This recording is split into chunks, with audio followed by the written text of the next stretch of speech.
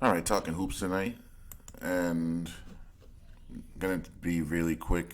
This is a quick sweep, but like I said the other video, I realized what they were trying to do here, and this playoff run is about Jimmy Butler. I'm gonna stand by that until we see otherwise, because literally everything is leading up to him winning the finals. He beat Giannis in the first round, then he beat the Knicks, and now he's gonna beat the Celtics. Like you got to tip your hat, man. You just have to.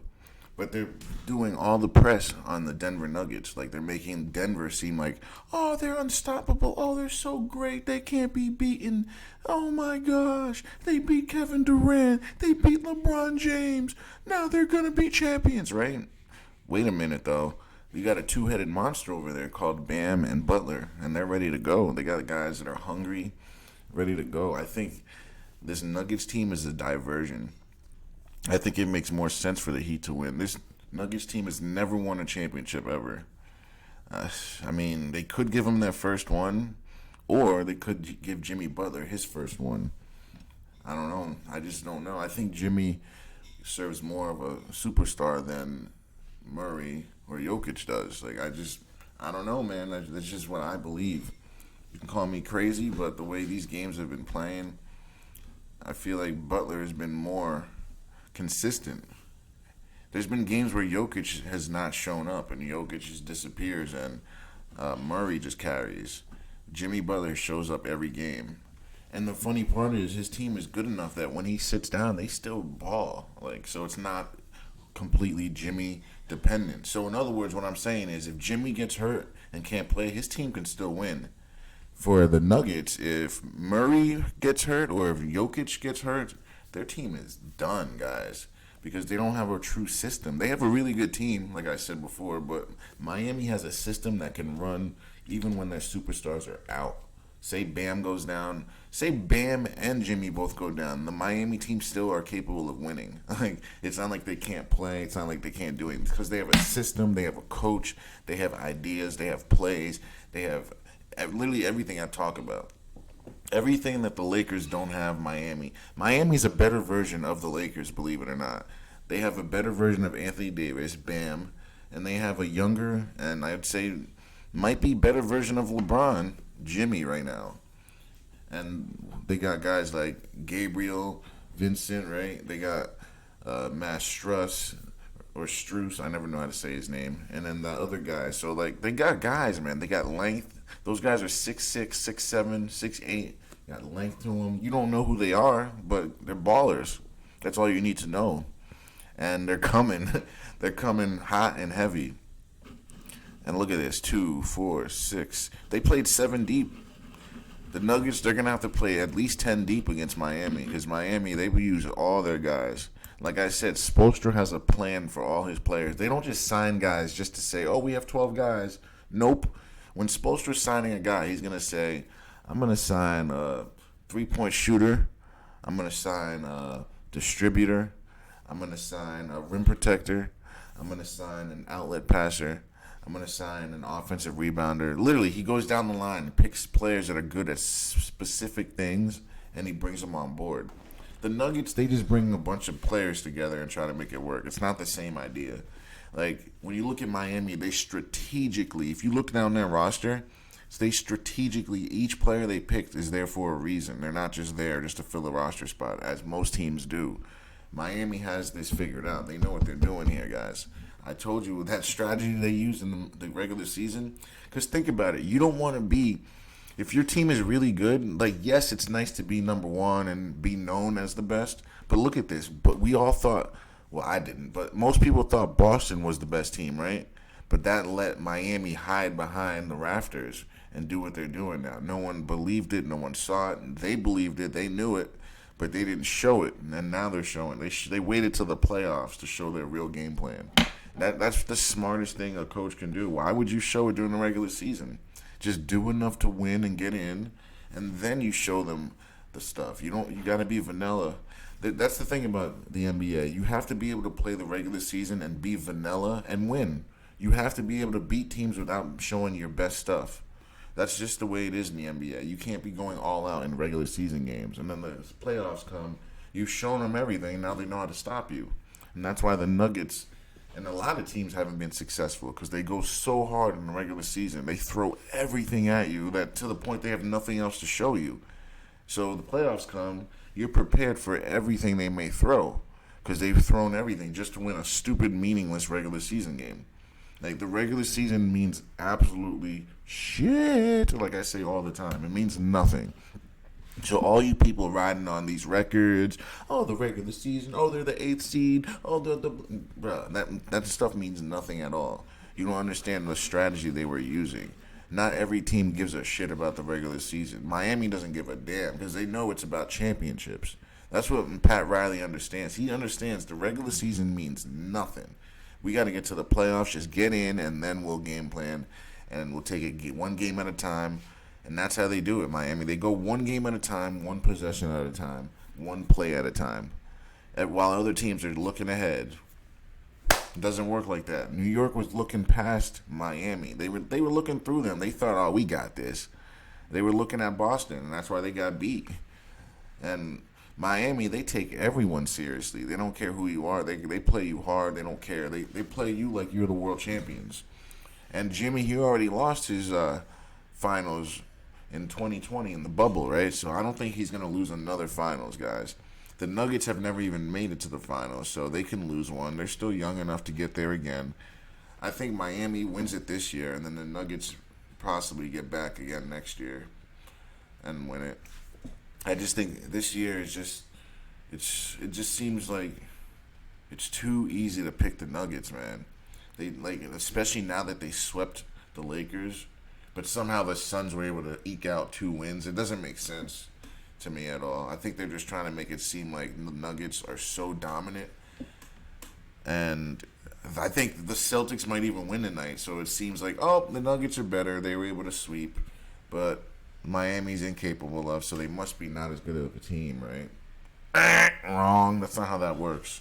That's not how that works at all. It's all a business. It's all a story, and they're trying to see if you're biting and believing their story. And they're selling us the Nuggets. Like, this team is good, man. I just don't know that they're championship good. Like, I remember Aaron Gordon on the Orlando Magic stinking up the joint. Just, just not anything you would want on your team. Now, all of a sudden, I'm supposed to believe that he's the second coming of Dennis Rodman and friggin' making him look like Tim Duncan last night, getting every rebound on offense and all the garbage points. Like, there's no way, man. There is no way. I think Kevin Love will do a better job on Aaron Gordon. And then you'll have Bam on Jokic, or vice versa, but I think you got to go Bam on Jokic because he's more athletic. And then you put probably Struss or Struce, however you say his name, him or whatever his name is, the other guy on him. And then you put Butler on here. And then, actually, you would have to put Strus on this guy, and then you put Gabe on Michael Porter, because Michael Porter is more of a spot-up shooter. He likes to catch and shoot. He'll drive seldomly, but he's more of a high-rising shooter. So you put Gabe Vincent on him, because he's not really he doesn't play like LeBron or those guys trying to dominate the ball. He's more of a shooter and seldom driver of the basketball. I think Miami matches up well. And then, like I said, Kyle Lowry on Bruce Brown. And then you got guys off the bench that can cover Jeff Green, Duncan Robinson. You got guys. Miami's loaded, man. The more I think about it, their team is loaded. You may not know the players. I know the players. I know what they can do and they're capable of. I know their games because I study these guys. And I think they're going to beat the Nuggets. They're making us think the Nuggets are the clear-cut winner. I think it's going to be a beautiful series, though. I think it's going to go 6-7 games because these teams are a lot more even than people think. It's going to be a very, very good series. And like I said from the beginning, the Nuggets and the Heat are the best team.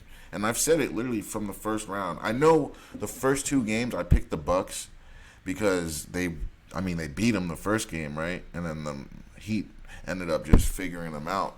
But I thought the Bucks would eke out the series. I just thought they'd be able to because of Giannis. But once I realized Miami had them taken care of and they had a game plan, and the Bucks didn't. I realized this team is for real, guys. After the third game, right after the second game, I was like, all right, Miami, you know what? I'm not gonna stop. I'm gonna stop counting them out. After that game, then I realized this team can actually play, man. Like I really watched them. Like they can play. They're for real, guys. Like I'm here to tell you, Miami is for real, and they're gonna make some noise. I would be literally surprised if they don't beat the Nuggets. I just would be. They're just like I just don't know. Like I just feel like they're trying to make us think it's the Nuggets. Like I just don't think it's gonna be, man. Even though they did beat the LA Lakers with LeBron and AD. They did beat KD with Booker, but both of those teams were both of those teams were grossly missing something.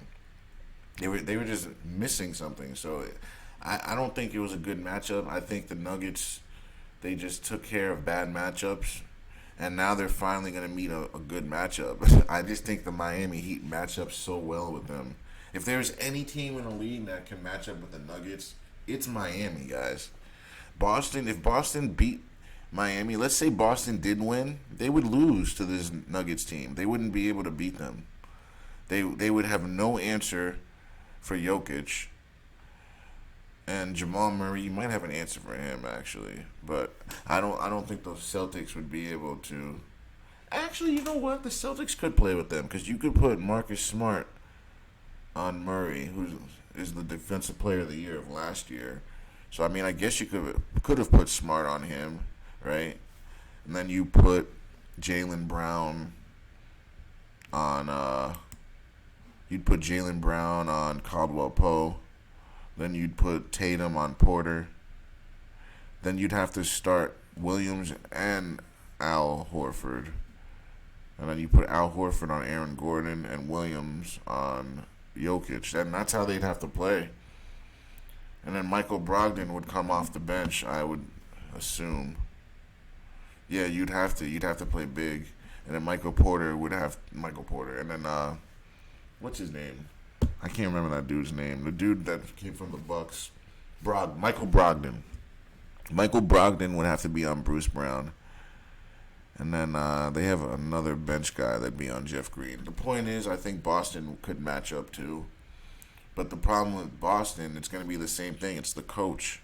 He wouldn't be able to draw up and doctor up situations for them to be successful. So the matchups on paper look good, but then you have to play the game on the court, and the coach would be lost. Like, he just doesn't know it. He doesn't have it. He doesn't get it, man. He's glaringly the issue of the team. Like, say they had Ime Udoka, their coach from last year, they would probably at least be tied right now with Miami just because of the scheme and how he coaches. His team believes in him, and he knows what the frick he's doing. He understands how to draw up and doctor up plays. And I just don't understand how this guy, Joe Mazzulla, got this job to begin with. Probably to sabotage the season. I can't think of anything else. How does a guy like that get a team like this? A runner-up to the championship, and this guy gets a team? A guy that's never been a coach? A guy that's never been an assistant? A guy that's never had playoff experience? We should have known right then that the Boston Celtics weren't going to win, guys. That right there should have been our hint. And our other hint should have been Spoelstra's got Jimmy Butler, a two-headed monster, him and Bam. Like, come on. Is there any other coach you would trust more than Eric Spoelstra? I'm saying, not a chance. And you're looking at the Lakers here. LeBron finally drops 40. It meant nothing. They lost by 2. So, they're trying to just show, the Lakers and LeBron gave their best punch, but it wasn't good enough. But the problem is LeBron and AD never got off together. Like, they were never able to drop 30 together or 40 together. It was one guy showing up and the other not as much every time. And it just gets frustrating, man. It's like, how much longer can they go on like this? They need to make some changes. Like, they can't think that we can just run it back and everything's going to be okay. All these guys are going to be 1 year older. So they need to add another piece. Actually, they need 2 pieces. They need to add a legitimate big man that can let Anthony Davis play the 4. Like, if they had Dwight Howard. I don't know why they let Dwight Howard and Caldwell Pope go, and Kyle Kuzma. Those three guys are three guys that should have never left this team. And if you have those three guys, you probably win the championship. Like, why would you let Dwight Howard go? Like, he was so pivotal in the shit they did. It's because they weren't trying to win the championship. The shit's set in stone. Like, they didn't want to make their team so good that, like, yeah, we have to win this game. They made them just not good enough so you can see, all right, they just weren't as good. We'll let Jokic win. See, like, this stuff is fake. Like, you can't tell me as the Lakers organization, you're trying to win a championship and you let go of Dwight Howard, you let Caldwell Pope go in the same conference, and Kyle Kuzma, you ship him off to Washington. Like, I just don't get it, man. Why would you? Those three guys were so pivotal in the shit they did in that championship run. And now they're paying for it. But they knew it. As we say, this shit's scripted, rigged and scripted, man. I would say they should keep Hachimura and Reeves. Think about Schroeder. D'Angelo Russell, I would try to get something for him. Let's see if someone bites. Tristan Thompson, I think they should have played him more. Like, I don't know why he didn't play more. They could have used him throughout this whole series. With how good he played on Jokic, they could have used him. And then they had the other guy, what's his name? Bam? No, not Bam. Can't think of it. Mohamed Bamba. They said he was available. They didn't try him out. He's a 7-footer, a legitimate 7-footer. Lengthy, long arms, can shoot. They didn't try him out, so the coach didn't try every punch he had. He pulled punches. Like, Tristan should have been playing the whole series. Mohamed Bamba should have had minutes last night. Like, you have to try everything. You can't just not try everything. So, I mean, that told me they weren't trying to win either. And then LeBron was attacking all first quarter. First half, he had 31 points. Second half, 9 points. You're on pace to score 62 points and then you just disappear? And we're supposed to believe that this is real? Like, I thought this was going to be a game where LeBron was just going to take over the whole game. And then he took over the first half and then just stopped. It's like someone told him, dude, enough's enough. You got to lose this game. So I'm just not buying it, man. They could have won that game. They just didn't. Look at these points in the paint. Domination. Less turnovers, more steals. Less blocks, though. Less assists. That's glaring. Less rebounds, not by much. Free throws, they won it again. They always win the free throw battle. And then 3 points. That's what I say. If they don't score at least 13, they're going to lose. And this time they don't even score 10. And they've usually been averaging 10 threes. They score 10 threes of their average, they win the game. But they weren't supposed to. Those magnets were on in the beginning of the game, though. And they were equal in shots. So their possessions were basically back and forth. This was a back and forth game. That's what that means. And they just scored one extra field goal more. That's what that is, guys. So that tells me that this game was doctored up. You mean to tell me you went possession for possession the entire game, and then they beat you by 2 off of one more basket? I'm not believing that, guys. Literally, they scored one more basket more. I'm not believing that, guys. Thanks for watching, guys. Don't forget to like, share, and subscribe.